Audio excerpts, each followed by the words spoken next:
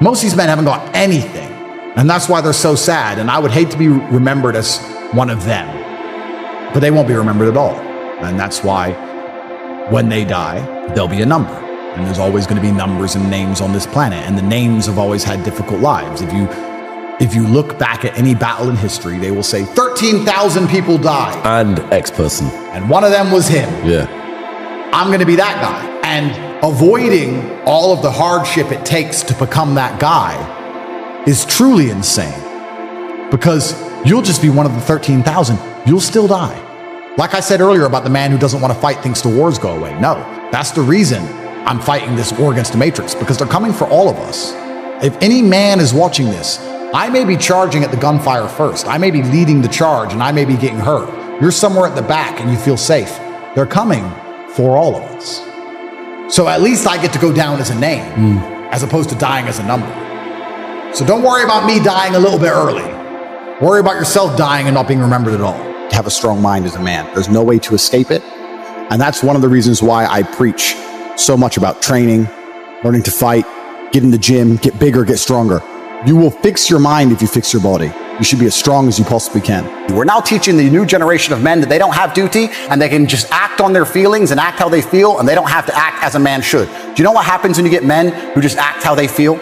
You get school shooters, you get violence, you get rapists. Men who do not control their emotions are dangerous. If you find a man who is stoic, he's not going to hurt people. He's going to sit and think about his actions very carefully, and he's going to be a good man who protects for and provides for his family. You find a man who just acts out on impulse and does whatever he feels like, you're going to find a dangerous man. Sitting here telling men to cry more and act with their feelings and it's okay to feel this way, that way, etc., and have no self-control. That is why we have the problems we have in the world. Hey, Andrew, so how do I get like a six-pack quick? What's the fastest way to get a six-pack? Why does it have to be quick? Why does it have to be easy? Why do you think life is all quick and easy? Why can't it be hard and difficult? Why can't you suffer?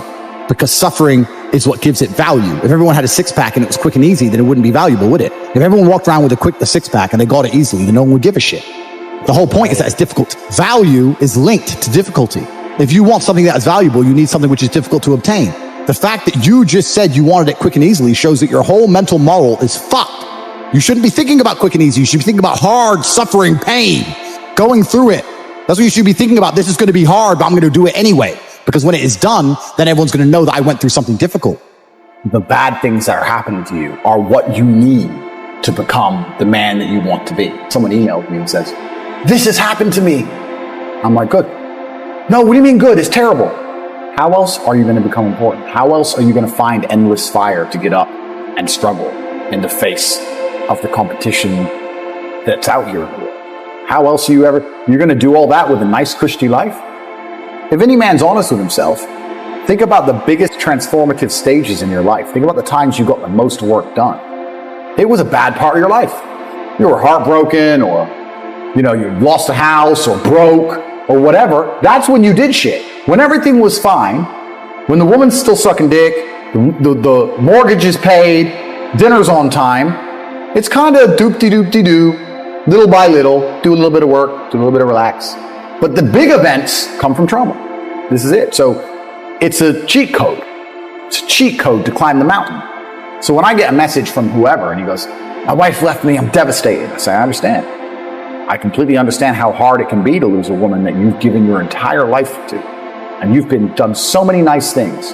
And then because of one thing you did, her innate and absolutely insane level of ungratefulness has turned her bitter, and she now talks to you like she hates you over one thing you've done after thousands of efforts showing how dedicated you are to her. And even now that you're prepared to die for her, she doesn't give a shit about you. I understand that pain. But my answer is, good. It's still good. Now take all of that pain, and instead of emailing me, do this. We live in a comfortable world now where people think, oh, it doesn't matter. But you know what? To some degree, it does matter. It does matter, and I'm going to tell you who it matters to. It matters to your soul, and it matters to God. I stand in the mirror with a pure heart. I know I am the best version of me that could possibly ever exist. I know that God is proud of me. There's nothing that God hates more than sloth and laziness. If God were to create a man and that man were to sit around and do fuck all, God will frown upon you. It's why you're never lucky. If you're listening to this and you think I'm never lucky, I'll tell you why, because God dislikes you because you're fucking lazy. Start to work. Start to show God the beauty of his own creations. You'd be amazed how lucky you'll become. Wow. God is unhappy with these people. And inside their hearts, they're unhappy. We talk about depression, anxiety, all those things you mentioned really earlier on this podcast. That comes from self-loathing. You loathe your own weakness. You loathe your own laziness. This is what all of these things are. I don't feel depression. How can I feel depression when I'm the most powerful version of me that I could ever fucking be? How can I feel depression when I could squeeze my own hand hard enough to break my own bones? How can I feel depression when I've smashed and destroyed 68 people's faces in front of me, men who thought they could test me in fair combat? How can I feel depressed? It's impossible. Do you understand? Every fucking day, I don't feel like doing things that I still do. It's called discipline. It's called being a man. It's not about feeling like doing it. If you only do things you feel like doing, you know what you end up doing? What? You end up sitting around with a belly, drinking soya fucking latte bullshit. That's what you end up doing if you only do what you feel like doing. You have to wake up and say, I don't feel like training, but I must train. I will stop being a loser. I will follow the word of Tate. You need to do what you're supposed to do, not what you feel like fucking doing. Okay. That's the difference between a man and a fucking child. You do not become a man doing what you feel like doing. You become a man doing what you're supposed to fucking do. The men on the Titanic didn't feel like dying that day. It's your duty. It is your duty to not be a fat piece of shit. But you fucking it up because of a lack of motivation. The world is hyper competitive. If you're going to be a man who's going to sit and say, I'm just sad, you are always going to lose in competition to men like me. Yeah. And there has to be losers for there to be winners. I am tired of sympathy. Sympathy doesn't work for anybody. I'm not going to sit here and be sympathetic for people who say they're too sad to try hard and be their best. Guess what? Perhaps I was sad every time I did exactly what I was supposed to do and trained anyway. Perhaps I was afraid when I fought anyway. Perhaps I was tired when I worked anyway. This is how you get ahead in life. I don't have a fucking ounce of sympathy for these people who sit here and say, well, I feel this way, so I can't. Then don't do it. Stay down there. The winners are at the top, and the winners at the top don't give a shit about how they feel. We wake up and we perform regardless of how we feel day after day. So if I'm going to ignore my own feelings, I'm certainly not going to take into consideration anybody else's. Yeah. Why am I going to ignore how I feel and make sure I'm constantly performing regardless, flawlessly, and then sit and go, oh, but he doesn't feel good, so he's allowed to fuck up. No, you are not. You're not allowed to fuck up to your ancestors or to God or to yourself. You have to perform. Baseline of masculinity as a whole is the thing that makes a good man is that he does what he doesn't want to do. He doesn't want to work and he works anyway. He doesn't want to go to war and he fights anyway. He doesn't want to get up, he gets up anyway. That's the whole point of it. We didn't want to die in the Titanic. Guess what happened? We died in the Titanic. You can't sit there as a man and say you don't feel like it. You're not allowed to not feel like it. You're supposed to do it anyway, regardless. Yeah. So when a man sits there and says, oh, but you don't understand, I'm struggling with motivation. If you are struggling with the motivation to be a winner, then stay a fucking loser. No problem. Stay a loser. Don't care. Because in my circle, there's no losers around me. Your energy is disgusting. I find it revolting. I don't like weakness around me, even near me. Even people coming up saying hello to me. If you're depressed, don't even shake my hand. I do not have time for losers on any regard. Winners only. I find it amazing there are people out here today who are going to sit and say, oh, I'm sad, I'm too depressed, I don't want to work hard. Do you understand that only 200 years ago, there were peasants out working a field, starving, surviving the Black Death, surviving the plague, struggling to exist just to reproduce so that 200 years later, you can be the end of their bloodline for you to sit on your ass and do fucking nothing. Like, well, you're a fuck up. You're fucking up your entire bloodline of your entire ancestry. You owe these people things. They went through hell for you to exist. You have a debt. You have a duty to pay. You have to be the best possible version of yourself. And the same to God. God loves people who try. God loves people who work hard. It's amazing if you try your very best all the time, what God will give you. He'll give it to you, anything you want, if you actually try. Not convincing yourself you try, actually try. They're different things. I do not feel like training, but I still train. Because I'm a disciplined individual. You don't get to go through life only doing the things you feel like doing. Do you know who gets to do that? Women. Beautiful women. Beautiful women get to do what they feel like doing. As a man, you have to do the things you're supposed to do. Because what we said earlier is absolutely true. It's player versus player, my friend. Now, if I wake up, I've already got this massive head start over you in life. Nearly every genetic gift, plus all my finances, plus my network. And I wake up and I decide, even though I don't feel like working, I'm going to work my ass off. And you wake up way down there, peon, and you can't be bothered to work. What chance do you have against men like us? You don't stand a chance. You can't get the girl. We'll take the girl off you. We'll bankrupt your ass. We'll kick you out your house. You name it. You don't stand a chance. Now, if you're going to wake up and look in the mirror and understand that you're absolutely not really crushable, that you're a rabbit and that lions exist, and that's not going to motivate you to do something about it, then you're a lost cause. And there's just no point asking us a question. You know exactly what you need to do. If you want to stay, then stay killable.